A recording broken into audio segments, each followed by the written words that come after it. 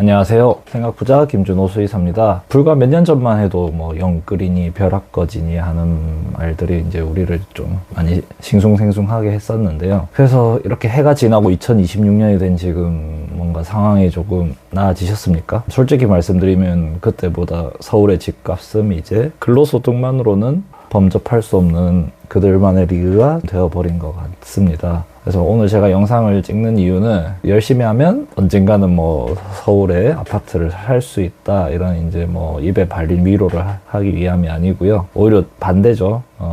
이제 근로소득만으로는 서울에 집을 사는 것이 불가능해졌다는 이 잔인한 현실을 우리가 어떻게 받아들이고 이 자산의 시대에 저와 이제 비슷한 나이대인 3040인 세대가 어떤 마음가짐으로 살아가야 될지 좀 이야기를 해보려고 합니다. 영상 끝까지 봐주세요. 우리는 이제 부모님 세대로부터 공부 열심히 해서 좋은 직장 가고 월급 아껴 쓰고 저축하며 집 사고 안정적으로 살 수 있다는 사실 공식을 주입받으면서 자라왔죠. 지금 제 나이대 세대가 그 공식의 마지막 세대인 것 같아요. 근데 지금 26년 현재 그 공식이 거의 깨졌죠. 월급을 한 푼을 안 쓰고 20년을 모아도 서울 외곽 지역의 아파트 한 채 사기 힘든 게 팩트입니다. 여기서 첫 번째 마인드셋이 필요합니다. 이 상황은 내 잘못이 아니다. 내가 부족한 게 아니다. 라고 이제 인정을 하는 겁니다. 여러분이 게을러서 혹은 뭐 재테크에 못해서 뒤처진 게 아니라는 거죠. 화폐 가치가 지속적으로 하락하고 자산은 반대로 이제 인플레이션이 가속화되는 거대한 이제 시대적 흐름 속에 지금 우리가 휩쓸리고 있는 거일 뿐입니다. 나는 지금 왜 이 상태일까라는 자책은 오늘 이 시간부로 쓰레기통에 버리세요.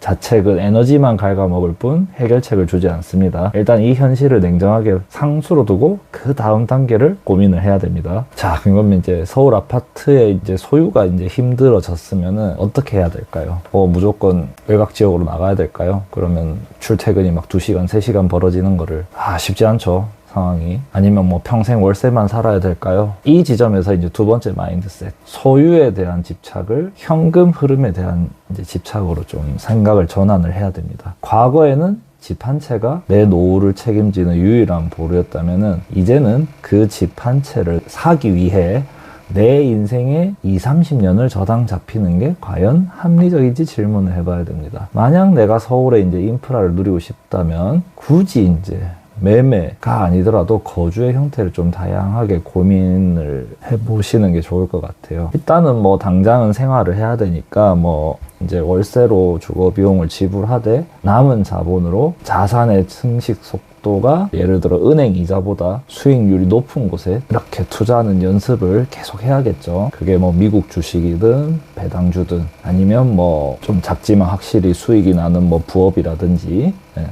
그래서 2026년에 3040 세대는 현금 흐름에 집중을 해야 됩니다. 서울 집은 언젠가 사는 것이 아니라 내 현금 흐름이 그 집의 월세 비용을 압도할 때 자연스럽게 따라오는 결과값으로 생각을 이제 리포지셔닝을 해야 됩니다. 그 다음에 이제 사실 우리를 조금 힘들게 하는 거는 참 대한민국 사람들이 비교를 참 당하기도 하고 그러죠. 집이 없는 그 상태보다 남들은 다 있는데 나만 없는 것 같은 기분이 들게 하는 SNS. 특히 뭐 이제 인스타그램이 대표적이죠. 뭐 누구는 뭐 화려한 자기 아파트에서 삶을 사는 거를 이제 올라오는 걸 보면서 기분이 묘하죠. 그래서 26년은 어느 때보다 정보가 빠르고 비교가 쉬운 시대예요. 하지만 기억을 해야 될 거는 타인의 고점과 나의 저점을 비교하는 것만큼 멍청한 짓은 없습니다. 전혀 도움되는 행동이 아니고요. 여기서 이제 세 번째 마인드셋. 나만의 속도를 정의를 하는 겁니다. 서울에 집이 없어도 내 삶의 질을 높일 수 있는 방법은 많습니다. 취미, 건강, 가족과의 시간, 그리고 나만의 컨텐츠를 만드는 일들.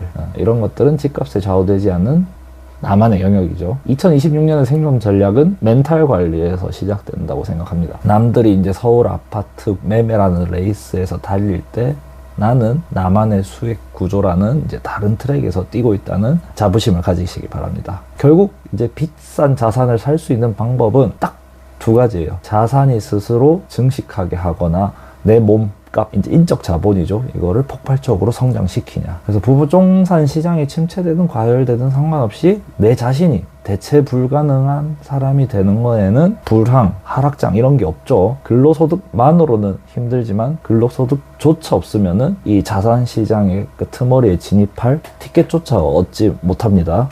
어느 분야든 지금 하고 있는 일에서 전문가, 장인이 되십시오. 혹은 그 일을 기반으로 한 사이드 프로젝트를 시작하시기 바랍니다. 저 같은 경우에도 본업인 수의사 외에 아직 지금 수익화는 못하고 있지만 이렇게 이제 쉬는 날에 유튜브 영상을 제작해서 올리고 있는데요. 2026년은 제가 다른 영상에서도 설명했지만은 퍼스널 브랜딩이 곧 이제 돈이 되는 시대입니다. 월급 300만 원은 자산 가치로 환산하면은 수십억의 가치가 있습니다. 지금 이제 직장을 다니시고 있는 여러분은 이미 이제 수십억짜리 자산을 몸에 품고 있는 겁니다. 이 자산을 어떻게 활용해 추가 수익을 만들지 고민하는 게 매일 이제 인스타나 부동산 앱을 보면서 한숨 쉬는 것보다 훨씬 생산적입니다. 이제 정리를 좀 해보면은 첫 번째, 현실을 인정하되 자책하지 말 것. 두 번째, 소유보다 현금 흐름과 자산 배분에 집중할 것. 세 번째, 타인과의 비교를 멈추고 나만의 트랙을 만들 것. 네 번째, 가장 강력한 자산인 나 자신에게 투자할 것. 2026년 서울에 내 집 한 채 없다고 실패한 인생이 절대 아닙니다. 우리는 그저 시대의 변화에 맞춰 생존 전략을 수정하고 있는 것 뿐입니다. 오늘 이 영상이 여러분의 불안한 마음에 아주 작은 위로와 느낌표 하나를 던졌기를 바랍니다. 포기하지 마시고 방법이 바뀐 걸 뿐이지 길이 사라진 건 아니니까 저와 비슷한 세대인 30, 40 여러분들의 2026년을 진심으로 응원하겠습니다. 네, 영상은 여기까지고요. 끝까지 시청해 주셔서 감사합니다.